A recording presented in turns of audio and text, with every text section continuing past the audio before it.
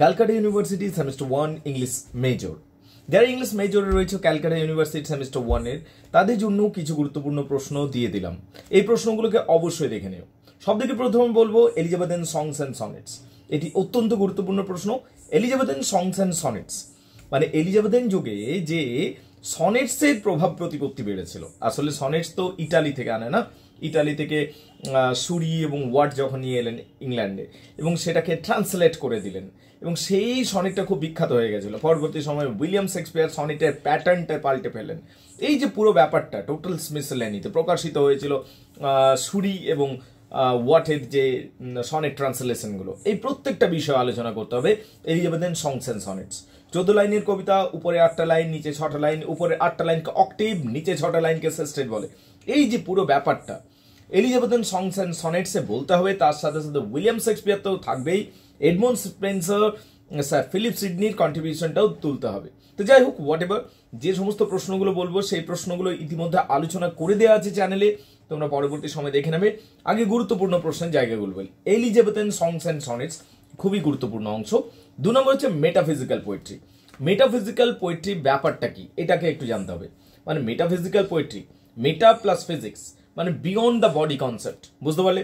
এখানে the sunrising থেকে শুরু করে গুড মরো থেকে শুরু করে এই সমস্ত বিভিন্ন কবিতার সাথে সাথে বিভিন্ন লেখক, জন ডান, অ্যান্ড্রু মার্ভেল, সমস্ত লেখকদের বিষয়টাও তুলে ধরতে হবে এবং কার কি লেখা স্টাইল ছিল, সব দিকে সর্বোপরি মেটাফিজিক্যাল পোয়েট্রি কি এই বিষয়টাকে ব্যাখ্যা করতে হবে। তাহলে যা হোক, 2 নম্বর প্রশ্ন হলো মেটাফিজিক্যাল পোয়েট্রি বা মেটাফিজিক্যাল পোয়েটসও, এই রেফারেন্সটাও একবার দেখে রাখবে।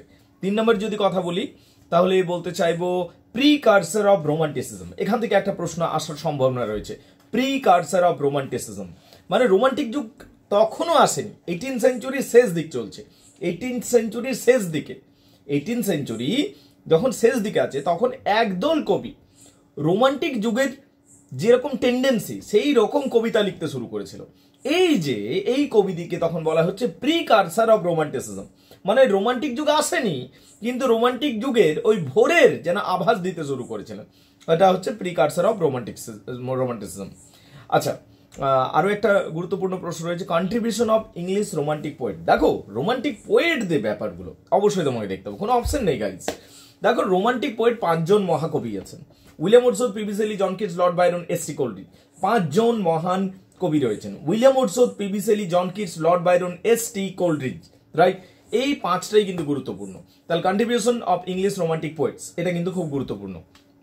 তার সাথে সাথে রোমান্টিক যুগের বৈশিষ্ট্য কি, মানে ফিচার্স গুলো কি কি, যেমন রিটার্ন টু নেচার, প্রকৃতির দিকে ফিরে চলো, লজিক এবং যৌক্তিকতা, অতি যৌক্তিকতা ছেড়ে দিয়ে আবেগকে গুরুত্ব দাও এবং কি কল্পনাকে গুরুত্ব দাও, প্রকৃতিকে ভালোবাসো। ঠিক আছে, এই যে বিষয়গুলো রোমান্টিক ডেফিনেশনটাকে তোমাকে বলতে হবে। তো রোমান্টিক যুগটা কেমন ছিল সেই বিষয়টাকে তুলতে হবে। তাহলে রোমান্টিক যুগ কেমন ছিল এবং রোমান্টিক যুগে মহান কবিদের নাম কি কি সেটাও বলা হয়েছে। আচ্ছা, কন্ট্রিবিউশন অফ ভিক্টোরিয়ান পোয়েটের যদি বলি, যে ভিক্টোরিয়ান পোয়েট এটা একটা গুরুত্বপূর্ণ অংশ। যে ভিক্টোরিয়ান কবি কে কে ছিলেন? টেনিসনের নাম sir Alfred Tennyson, Lord Alfred Tennyson, sir বলে ফেললাম, লর্ড অ্যালফ্রেড টেনিসন এবং রবার্ট ব্রাউনিং খুবই গুরুত্বপূর্ণ। কিন্তু যদি ভিক্টোরিয়ান পোয়েট বলে এনাদের দুজনের নাম খুবই গুরুত্বপূর্ণ। এবার 5এও চলে আসতে পারে, ঠিক আছে? তো ওয়ার পোয়েট সম্বন্ধে একবার অবশ্যই দেখে রাখবে। যদি মডার্ন দৃষ্টিকোণ থেকে আলোচনা করি, ওয়ার পোয়েটস বলতে উইলফ্রেড ওয়েন, সিগফ্রয়েড সাসুন, এই সমস্ত নামগুলো বিশেষ উল্লেখযোগ্য, ঠিক আছে? তাহলে হিস্ট্রি অফ ইংলিশ লিটারেচারের ক্ষেত্রে এইগুলোকে আমরা বলবো খুবই গুরুত্বপূর্ণ। পারলে একবার টোটাল স্মিথসোনিয়ানি যেটা সংস অ্যান্ড সনেটস আন্ডারে পড়ে রয়েছে, এটা এই জায়গাটাকে একটু ভালো করে দেখে নিও, ঠিক আছে? লিরিক্যাল ব্যালেড 5-এর জন্য গুরুত্বপূর্ণ বলে মনে হয় আমার। আর elegy written in a country churchyard, খেয়াল রাখবে, elegy written in a country churchyard by Thomas Gray এখানে কি করছেন? একটা চার্চে চলে যাচ্ছেন, সন্ধ্যা হয়ে আসছে, সেই চার্চে উনি বিশ্রাম নিচ্ছেন। সেই চার্চের উঠানটাতে, প্রাঙ্গণে, যেখানে কবর দেওয়া হয় এবং এখানে প্রচুর কবর রয়েছে, যেগুলো যারা সবাই আজ মাটির নিচে রয়েছে। এখানে সব গ্রামের সাধারণ মানুষ, কেউ কৃষক ছিল, কেউ লেবার ছিল, তো তাদের কথা ভেবে কবি দুঃখ প্রকাশ করছেন। তাহলে এলিজি মানে দুঃখের গান।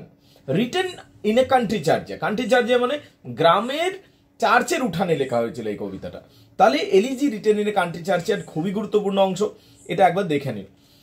আর অ্যাস্ট্রোফেল অ্যান্ড স্টেলা অনেকে মনে করেন যে এটাও খুব গুরুত্বপূর্ণ। অফকোর্স অ্যাস্ট্রোফেল অ্যান্ড স্টেলা গুরুত্বপূর্ণ, কিন্তু জানি না এটা পরীক্ষা দেবে কিনা, বাট পারলে একবার দেখে নিও, ঠিক আছে। আরো 2-4টা বিষয় আছে যেগুলোকে আমি বলতে চাইবো। দেখো এখানে আমি বলতে চাইবো লিরিক্যাল ব্যালেট। লিরিক্যাল ব্যালেট একটা খুবই গুরুত্বপূর্ণ প্রশ্ন। তোমরা যদি পারো লিরিক্যাল ব্যালেটটাকে কিন্তু অবশ্যই দেখে নেবে। লিরিক্যাল ব্যালেট মানে হিস্ট্রি অফ ইংলিশ লিটারেচার যদি আমরা পড়ি, লিরিক্যাল ব্যালেটের কিন্তু গুরুত্ব রয়েছে, ঠিক আছে। রোমান্টিক যুগেই লেখা লিরিক্যাল ব্যালেট, এবং লিরিক্যাল ব্যালেট এমন একটা প্রশ্ন যেটা বারবার এসেছে, তাই বলবো এই প্রশ্নগুলোকে একবার দেখে নিও। আর কবিতার ক্ষেত্রে বলবো সামারি ওয়াইজ করে যাও, সামারি ওয়াইজ করে গেলে বেশি ভালো। সনেট 73 তোমাদের এমনিতেই রয়েছে, দ্য সানরাইজিং নিয়ে ভিডিও দিয়ে দিয়েছি, একবার ভালো করে দেখে নাও, সব বুঝে যাবে, line to line, word to word বুঝে যাবে দ্য সানরাইজিং। সনেট 73 শুধু সামারি ওয়াইজ করে যাও। টু অটম একটা ছোট্ট কবিতা, সুন্দর কবিতা, সামারি, এগুলো এখন যদি না পড়াশোনা হয়েছে আপাতত সামারি করো। দ্য সেকেন্ড কামিংটা খুব তাড়াতাড়ি বুঝিয়ে দেবো, সম্ভবত আজ বা কালের মধ্যে বুঝিয়ে দেবো, এবং এটারও সামারি ওয়াইজ করে যাও, ঠিক আছে। সামারি মানে আমি বলছি ক্রিটিক্যাল অ্যাপ্রিসিয়েশন গুলো, ঠিক আছে। আর ক্রোজ, যেটা ক্রো বলে কবিতাটা রয়েছে, ঠিক আছে, ওটা সিম্বলিজমটা একবার দেখে নেবে, ঠিক আছে। ওয়েল, এই সমস্ত বিষয়গুলো গুরুত্বপূর্ণ বিষয়। আরও একটা বিষয় রয়েছে যেটা আমার মনে হয় তোমাদের জানা দরকার, সেটা হচ্ছে ছোট বিষয়, কিন্তু খুব একটা গুরুত্বপূর্ণ নয় বলে মনে করেন, তবু আমার মনে হয় যে তোমার সাথে একবার শেয়ার করে নিই, because I think this is going to be very important. William Wordsworth এবং এসটি কোলরিজ, মানে অনেকে মনে করেন রোমান্টিক যুগের বেস্ট রাইটার। উইলিয়াম ওডসওয়ার্থকে তো নিঃসন্দেহে বেস্ট বলা হয়, তো উইলিয়াম ওডসওয়ার্থ সম্বন্ধে একটু দেখে রাখবে। তাহলে এই ছিল CU, ক্যালকাটা ইউনিভার্সিটির সেমিস্টার 1-এর ইংলিশ মেজরের সাজেশন বলতে পারো, গুরুত্বপূর্ণ প্রশ্ন বলতে পারো, একবার দেখে নাও। এই চ্যানেলটা ইংলিশ অনার্সের জন্য বানানো হয়েছে। তোমরা যদি ক্যালকাটা ইউনিভার্সিটিকে বিলং করছো, অবশ্যই চ্যানেলটাকে ফলো করো রেগুলারলি, এবং কি তোমরা প্রচুর কাজের তথ্য পেয়ে যাবে এই চ্যানেল থেকে। So after this today guys, channel video যদি ভালো লেগেছে অবশ্যই চ্যানেলকে সাবস্ক্রাইব করো এবং শেয়ার করো। Thank you very much indeed guys.